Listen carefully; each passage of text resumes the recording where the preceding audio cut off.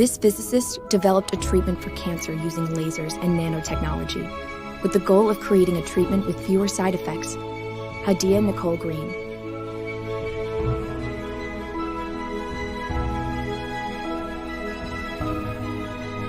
Dr. Hadiyah-Nicole Green.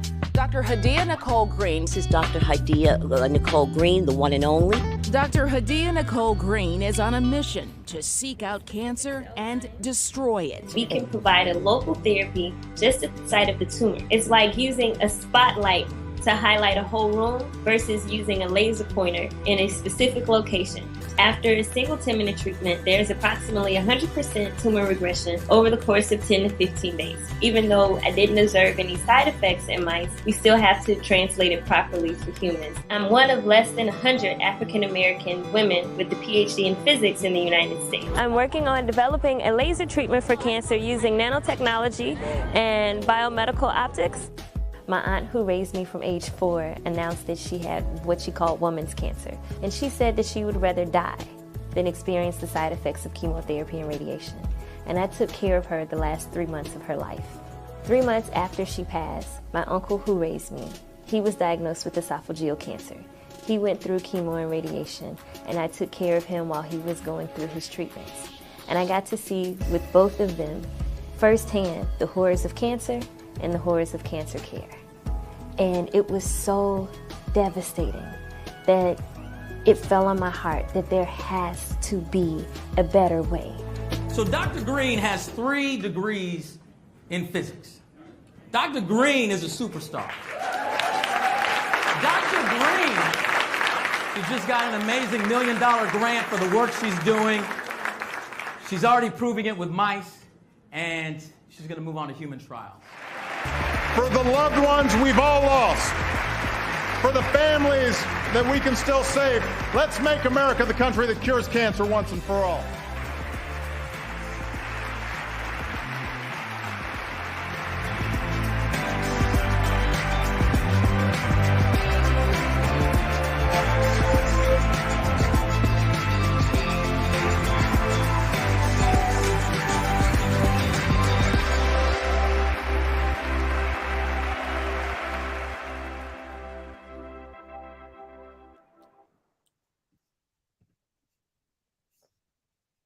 Hello, everyone. Welcome to Courageous Cancer Conversations with the Orally Smith Cancer Research Foundation. We are so happy that you are here joining us today.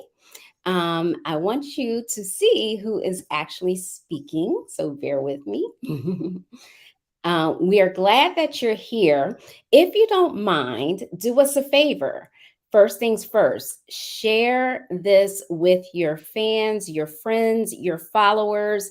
Share this with everyone. You never know who may need to hear exactly what we are talking about here.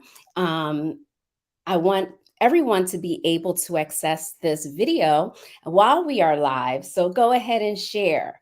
Next thing, please talk to us. Let us know exactly where you are joining us from.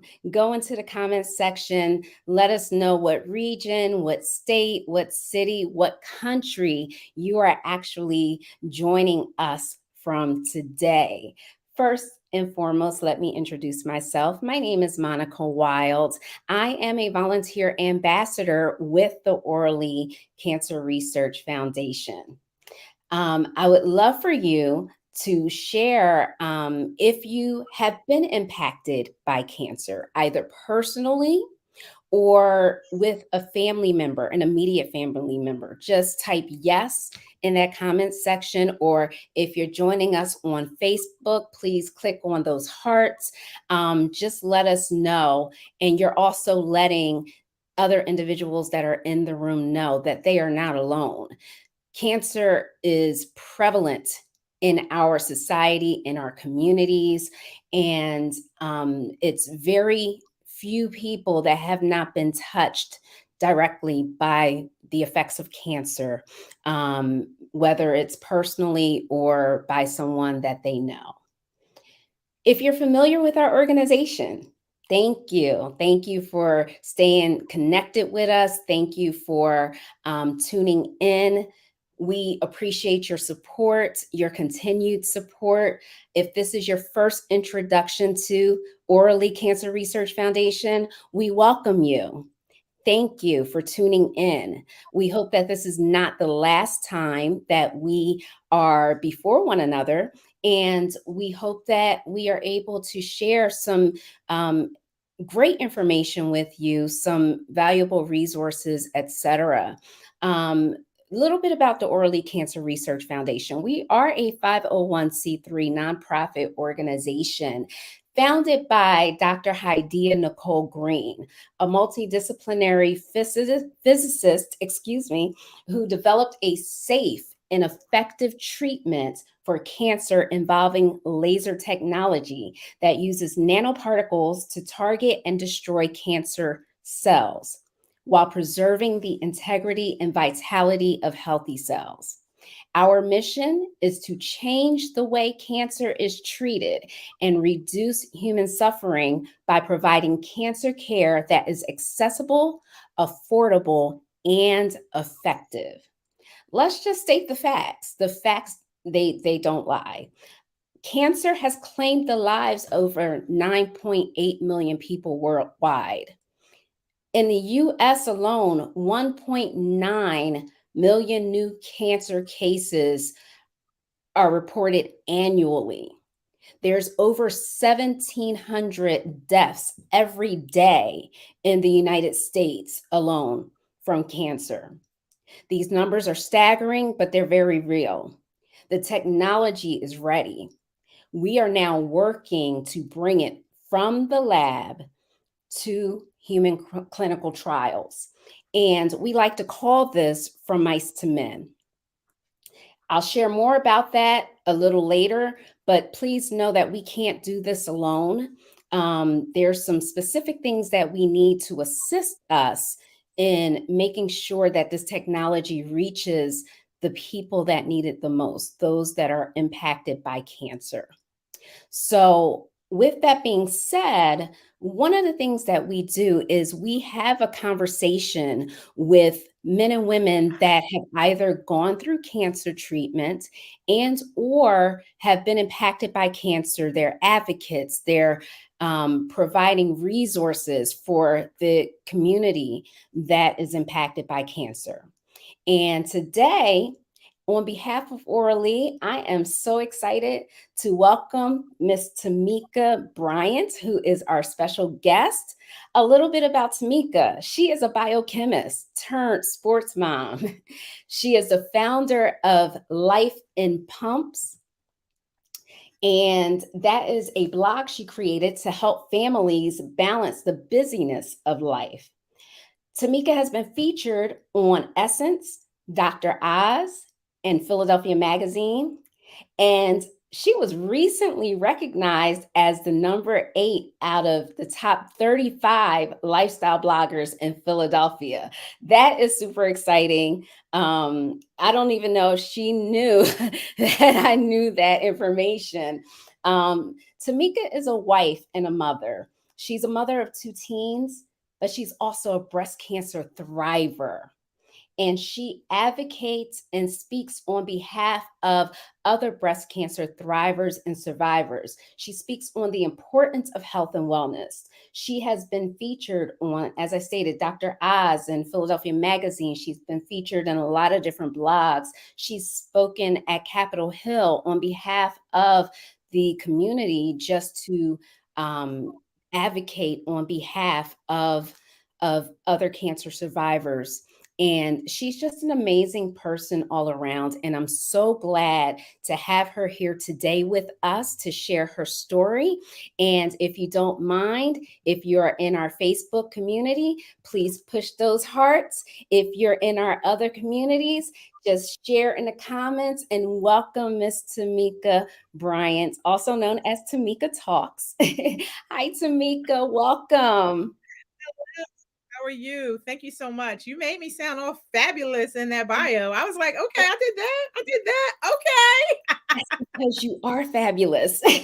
Yes, you did do all those things. And that's amazing. That to me, that speaks volumes as it relates to what you've overcome, as well as what determination you've had to succeed and create this pathway, if you will, for other cancer survivors to know that it's possible. So first things first, I would love for you to share with our audience and our guests exactly who Tomika Talks is and what your story is.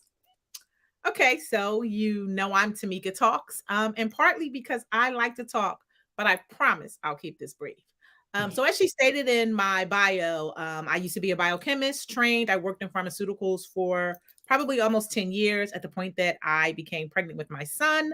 I kind of did a layoff and things just started spiraling from there. I did a few jobs kind of, but my main job was really to just be a stay-at-home mom. It was important to me that at the end of the day, if my kids needed me, I was there.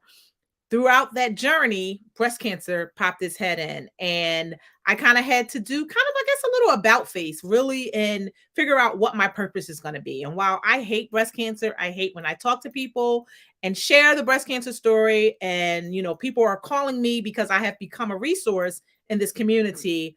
I recognize that it kind of helped me find my purpose. And my purpose has been to share resources, to let people, women, men also know that you are not alone if you're ever faced with this journey. I talk to people all the time. Some women are afraid to get mammograms because, you keep hearing that it hurts. And then there's some who are like, I just don't want to know. So my story was very similar to kind of, I don't want to know, or more like I didn't put myself as a priority. So let's call it that.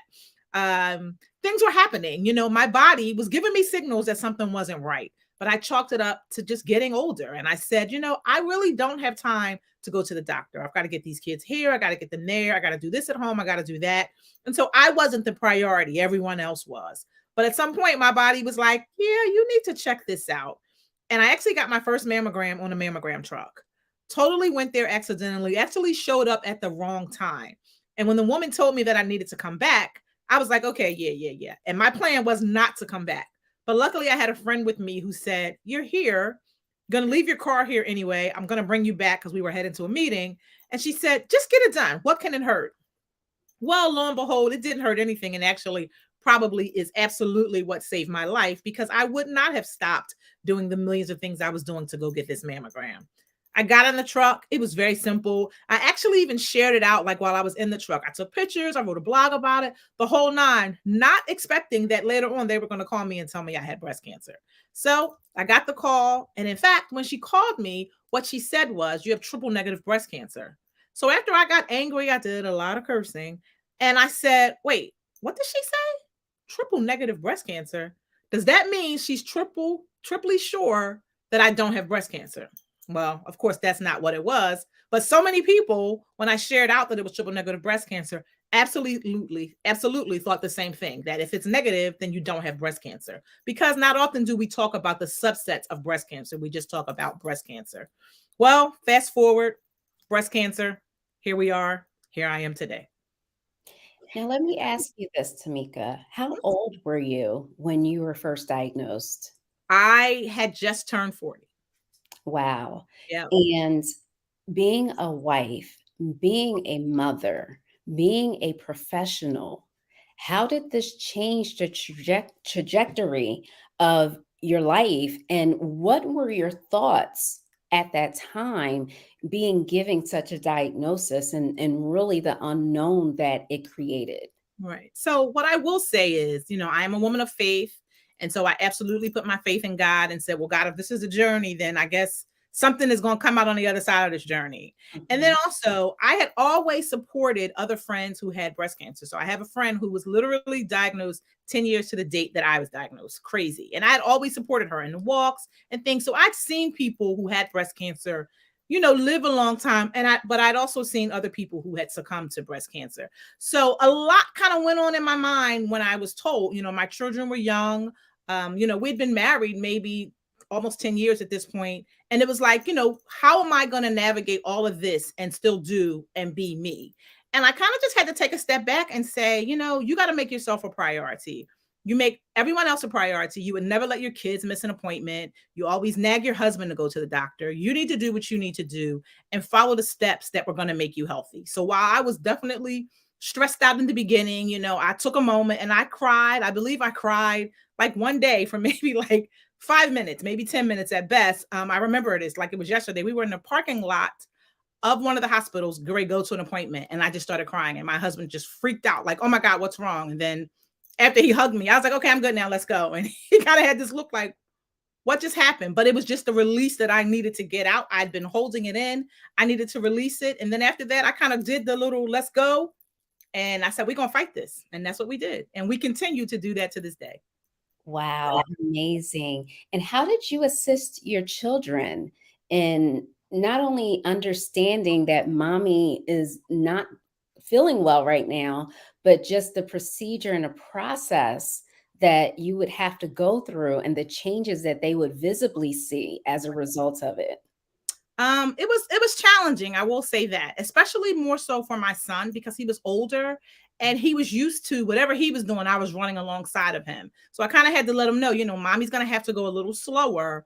And I said, it's cancer. And I said, that's probably a scary word to a kid, especially if you watch TV, all the TV networks use cancer and the person dies. It's never a great outcome. And I don't understand why that is, but I just needed for him to know that, we're going to have faith and we were going to do what we needed to do to make certain that I was able to overcome this. And also we read a lot of books together. So I shared, in layman's terms, a lot of like the science journals. And I told him how people are doing research to hopefully one day eradicate this. Now with my daughter, because she was younger, it wasn't as easy to navigate that with her. And, she got a lot of looks, because at one point I was out, I would wear a wig and then I was like, I can't do this.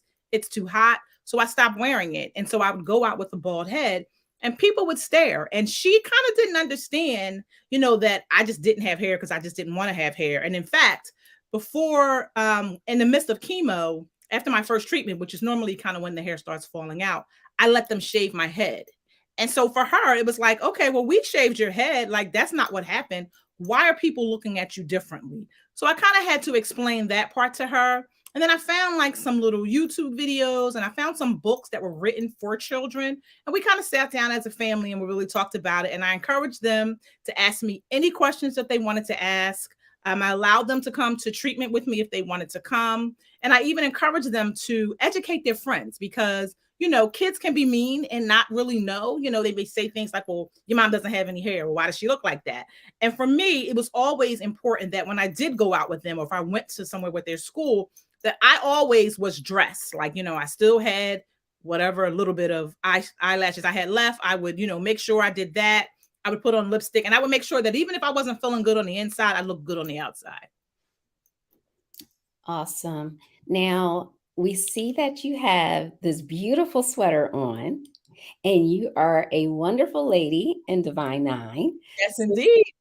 Please share a little bit more about that, as well as what you are endeavoring to do with the organizations as it relates to cancer and cancer awareness. Absolutely. So I am a proud final woman of Zeta Phi Beta Sorority Inc. I joined in 1995 at Temple University, also known as Ada Chapter. I am now a proud member of Beta Delta Zeta, which is the graduate chapter located here in Philadelphia. And so through the sorority, we've actually started a group called the Finer Fighters. And what it is it's made up of my sorority sisters who are survivors and also sorority sisters and friends, which is our group called the Amici, who are supporters. So you don't necessarily have to have had cancer. It's for people who have been impacted by cancer that are part of our blue and white family. And so through that, we provide lots of support to one another. And so what we're looking to do going forward is really just on a larger platform, kind of let our sorority sisters know, here's what's happening. Here are the resources. Here are all the things that are being changed out there. And here's how we can make a difference. And so what I always say is, joining a sorority, a lot of people kind of give it a negative connotation. But I also say, the messages that we can send are now wide messages because there's so many of us and we're all across the country. And so through my talks, always, I let them know, you are not alone. if you need someone, you can pick up the phone and call someone. We share resources, and we do this not just amongst us, in our blue and white community, but also we go out in the community and we talk. So yesterday was Friday. No, yesterday was Saturday. So on Friday, I actually did a talk where I shared my story. I encourage people to get a mammogram, get screened, go to your doctor and advocate for yourself. So through the sorority, I'm able to really broaden and spread this message even wider. Amazing. And I'm hoping that we can continue that particular conversation a little later, because it's very important as it relates to our communities in particular, and cancer awareness. As you know, it's the disproportionate numbers that are out there that impacts our communities is staggering. Yeah. So definitely looking forward to continuing that conversation at a later date. Now, I would like to ask you this. There are many individuals that are watching that will watch, in the future, a replay of this broadcast, that are going through treatment, that have just completed treatment, that may receive that cancer diagnosis at that time. What are some words of encouragement and advice that you would like to share to those men and women, and possibly children, that will be facing this? The first thing I always want to say is have faith. You don't have to believe in my God, but believe in a higher power, and know that this is part of a journey. And I don't want to say just accept the journey, but just walk in this journey and don't walk in it alone. The other thing that I want to say is trust your gut. As you're doing this and you're hearing, there are going to be so many different things thrown at you from different angles. Trust your gut. If it doesn't sound right, it probably isn't right. Always ask for a second, third, fourth, however many opinions you need, but absolutely trust your gut.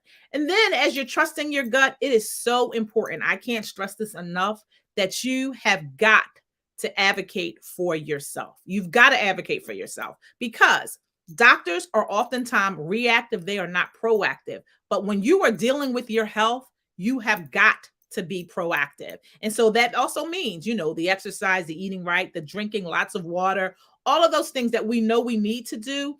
And oftentimes people will say, well, because you didn't do this, this is what happened. Don't listen to those type of things. Do what you know is right. Find you a doctor and partner with someone that you trust. Find a support group, because that is really where you will find your basis, and you'll be able to scream, cuss, fuss, whatever you need to do with these people, because they understand. And if all that fails, reach out to me. I will be your partner in walking this journey with you. That's so awesome. And I know that that is much appreciated. I can tell you how very helpful you were when my mom had her second cancer diagnosis. So, no matter what the age of the child, I was full grown, empty nester, and my mom had cancer, and it's still, pulls at your heartstrings and hits you in a different way, because, that's mommy. Yep. So, and in reality, as someone from the outside looking in, you don't know the best ways to help. You don't know the right words to say all the time. So I thank you for that, as well as just sharing, amazing resources that she was able to utilize and get her through her journey. That assistance is definitely vital, important. So you reaching out to others and saying, listen, connect with me, I got your back. Absolutely, That's yes. huge. That's huge. How do you believe the technology that Dr. Hadiyah Green invented would have changed your journey if it were available at that time? So when you reached out to me and you shared the information on the technology, I was in awe, because I believe that cancer is very individualized. And that's part of the reason why there will, quote unquote, really never be a cure, because everybody's tumor is different. It responds differently. But the treatment that she has created doesn't matter whether or not it is a different type of tumor or it responds. it won't matter. Like, it is life changing, and I can't wait to see it go to the market and save lives. Like, I mean, it's amazing. So if you guys haven't heard of it, if you don't know anything about it, please read up on it and figure out what we can do to make this just standard of care. Because if it was standard of care, the number of people who succumb to breast cancer or just cancer in general would decrease. I mean, literally, it would absolutely decrease. And that's why we need this treatment. Absolutely. So we are out of time, but this is only the beginning. I'm looking forward to more conversations and collaborations with you, as well as the Orally Cancer Research Foundation. We appreciate you so much. Yes. And please don't be a stranger. I shared with you, we would love to have you share even more through our podcast in the future. So absolutely. Thank you for taking the time out of your busy schedule. Everyone, please connect with Tomika on her blog, Life in Pumps. You can also follow her on social media. Please share your social media handles. So you can find me on Instagram at Tomika Talks. That's where I'm at the most. You can find me on Twitter at Life in Pumps. And then my blog, of course, is lifeinpumps.com. Awesome. Yes, Now, this is great. Thank you so much. I'm excited about what you guys are doing, and I'm definitely going to reach out to you to figure out how I can help to share this mission, and definitely get my sorority involved, because they already know that I'm always on them about this cancer prevention, and what you're doing is revolutionary. yes, and I don't know if you saw, Dr. Hadiyah stated that we've been in conversations recently. So yes, we would definitely be reaching out to you. So, and that's a great segue into additional information on how people can help Orally Cancer Research Foundation get this technology off the shelf and into human clinical trials where we need it to be. But it takes people, it takes a movement, it takes money. So right now, what I would like for everyone to do is to look on your screen as I share this brief video with you. Have you heard? A new way to treat cancer has been found. It's the Orally Smith Cancer Research Foundation. And they don't just perform cancer research. They have an actual cancer-killing machine. But they need our help. They need to bring this treatment out of the lab. From mice to men. And women. And children. This is treatment that uses lasers and nanoparticles to target and kill cancer tumors. In mice in 15 days. 15 days. No chemo, no radiation, no surgery. And no observable side effects. We are on the brink of a revolution in how cancer is treated worldwide. This isn't just a moment to give. It's a movement for change. Join us. Donate now at orally.org or by texting AURA to 71777.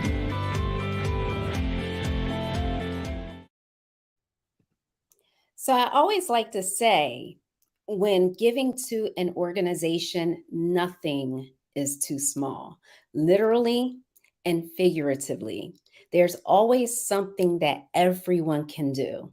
First and foremost, as we shared, please give. If you have it, please give it. You can look at the ticker that's going at the bottom of your screen to get our website, orally.org. You can text your donation to us. The Venmo is listed at the bottom as well. The second thing that you can do is share our information, share with your friends, share with your family, share with your network.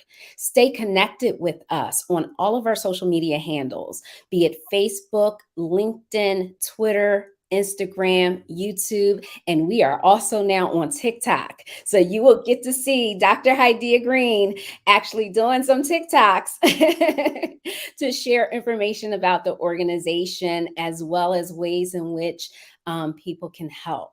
The other area that we definitely need assistance is we need volunteers. We need people that have at least 5 hours a week to dedicate to the organization, and whatever your strength is. We need from the rooter to the tutor, as I like to say. So if you are interested, please go to oralee.org/volunteer.